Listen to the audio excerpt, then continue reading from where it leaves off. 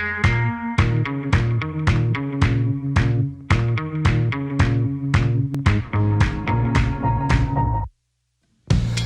everyone, welcome to my review of the SANDMARC Macro Lens. This review is divided up into a few sections for which the timestamps are on the screen right now and in the description, so you can click through the video to find what you're interested in.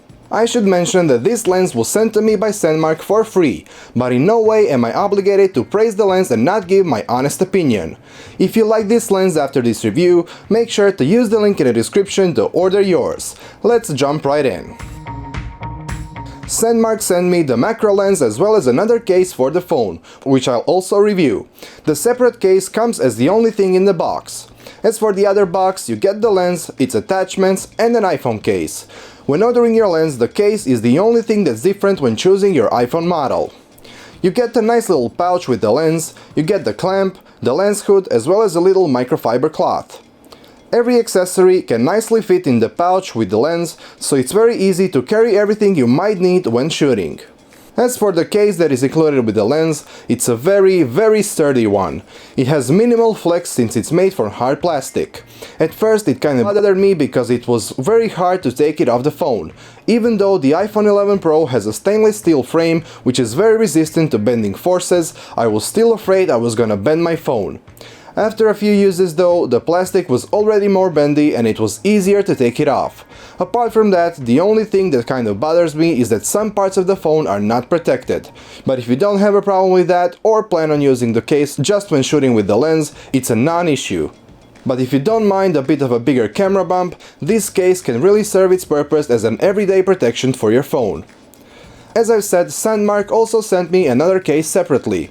This one is very similar to the Apple's official silicone case, both from the outside and on the inside. It is rubbery on the outside and on the inside it has a very nice suede-like material. It also protects a bit more your phone compared to the case which is included with the macro lens. As you can see, both of these are made very precise to fit onto your phone and to fit the lens correctly onto your cameras. There are a few differences when screwing the lens on. The silicone case has a bit more throw. The telecamera has more than a full circle and the wide lens has almost 2 circles, while the included case has only around half a circle for the tele and 1 circle for the wide. Here you can see all the cameras and cases and how much the lens screws on. Also the clamp which is included with the lens. Another great thing is that both of these cases are thin enough to support wireless charging, making them suitable as a daily accessory. The different cases and the clamp don't influence how near the macro lens can focus, since the differences, if there are any, are very small. The included lens hood doesn't have any threads and is simply put onto the lens when held with friction from the rubber inside. It is a simple plastic piece. One use for it is to protect your lens from scratching. Since you'll be getting very close to your subjects, you can easily scratch the lens onto the ground, for example. We will get into the focus distance later, but the hood can serve as an exact measurement on how far or close the lens can focus. You can also use the hood as a light diffuser for some stylistic shots. It nicely diffuses even the flash from the phone's camera, which would otherwise create a weird shadow. You can also play around with different light setups and using the hood to shape the light. The lens is fitted on either with a clamp or by screwing it onto the phone case. I haven't noticed any major differences in the two approaches, but if you're taking photos or shooting video with the lens, I probably recommend using the case. With the clamp, the lens is mounted slightly off-axis. This doesn't degrade images at all, but if you're planning to shoot for some time and not just snap a picture, it might be a better option to screw the lens onto the case. You can keep the lens mounted onto the clip and keep the whole thing somewhere protected. If you're ever in a situation where you need to quickly pull it out to shoot something, it's easy to do so. Either clamp the lens onto your phone, or if you have the SANDMARC case on the phone, unscrew the lens from the clamp and put it onto your phone. This might be a good approach because this way you always have the clamp close by, even if you wish to take a macro photo with a selfie camera, for example. It also allows to mount the lens onto some other phones without the official case with the mounting threads. As I said, SANDMARC offers different iPhone cases, but the lens will work perfectly on literally any other smartphone. The clamp itself is very nicely built. It presses onto the surface with a lot of force. It also has rubber inside so that it doesn't scratch your phone.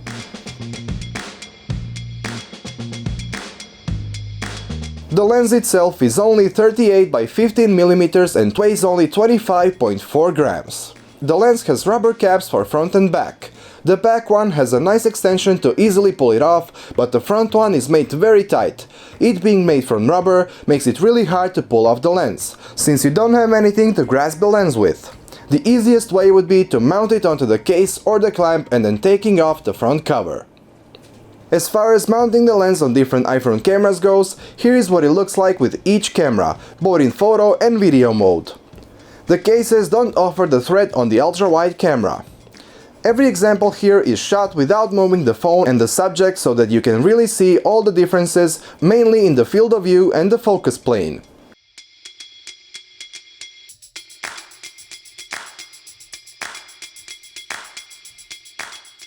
This is what it looks like when you mount the lens onto the ultra-wide.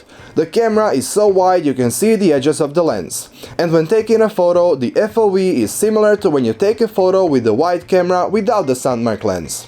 Which explains why the official SANDMARC cases don't offer any threads on the ultra-wide. If you're looking to get to the subject as close as possible, you will probably want to mount the SANDMARC lens onto the tele camera, but I wanted to show you what it looks like on other cameras, since I know that's probably what I want to know if I'm planning on buying this lens. Without the SANDMARC lens, the iPhone's tele camera's near focus plane is around 23 cm away. With the lens on, it focuses just 18 mm away from the end of the lens, and 3 mm from the phone's camera. The wide camera can focus to around 8 cm away, but with the SANDMARC lens it focuses to 2.5 cm away from the camera and just 1 cm away from the lens. The depth of field is really shallow. This is expected by a macro lens, but unfortunately this produces a small issue when shooting. If you're planning on shooting handheld, you will definitely have some issues with framing and getting the focus correctly. Bringing your phone in focus will be a big task if you have shaky hands. This can always be worked around by using some sort of a tripod or a stabilizer, or by shooting with higher shutter speeds and taking multiple photos and then deleting the ones which are not in focus. Here are some test images taken with the lens. In order for you to see the sample images better, make sure to set this video to 4K and watch it on a larger display. All the images were taken with the stock iPhone's camera app.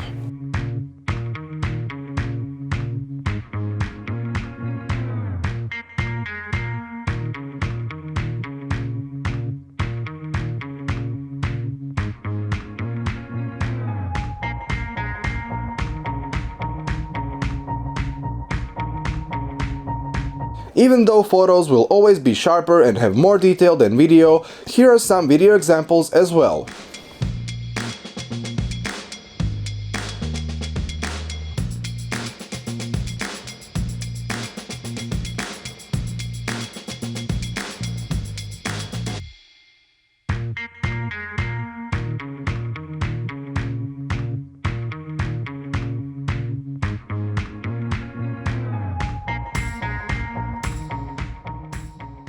Here's the difference between shots taken with and without the lens. These images were taken with the wide and the tele cameras. This way you can really see how close to your subjects you can get compared to the regular iPhone camera without using the SANDMARC lens.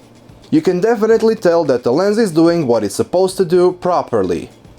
As for the sharpness, it seems to be the same throughout the whole photo. Overall, the sharpness isn't the best of the best, but it's quite good. After all, the best macro lenses for DSLRs can cost thousands of dollars, and this is a $90 lens for your smartphone. You can always add a bit of sharpness in post after all. The hardest part is actually taking a sharp photo handheld because the depth of field is so shallow as previously mentioned. As for the chromatic aberration, there doesn't appear to be a whole lot of it, even near the edges. If we switch to an example of a subject with the sun shining from the back, we can still see there isn't much of a chromatic aberration. There is a bit of distortion though. When shooting macro, this really isn't an issue, but I thought I should mention it. There's no good way to test this because of the lens's very near focus plane, but you can definitely see some distortion. I was also pleasantly surprised that there's no vignetting at all. The center of the lens and its corners are exposed the same. As for the bokeh, the lens has a really nice bokeh. It almost looks like it was taken with a cinema lens. To conclude, I believe that this lens is very much worth its price. I was blown away by how close I can focus with a phone I carry in my pocket. Professional macro lenses cost as 10 times as this one, and if you don't have a DSLR camera, this lens is perfect for you. Who knows, it might spark an interest in macro photography and then you can invest in a professional camera body and lens. Overall, I'd say this piece of gear is very nice bang for the buck, and you can expect to be very satisfied with it if you decide to buy it. And that's it. If you have any questions, feel free to ask down below. Thanks for watching and goodbye.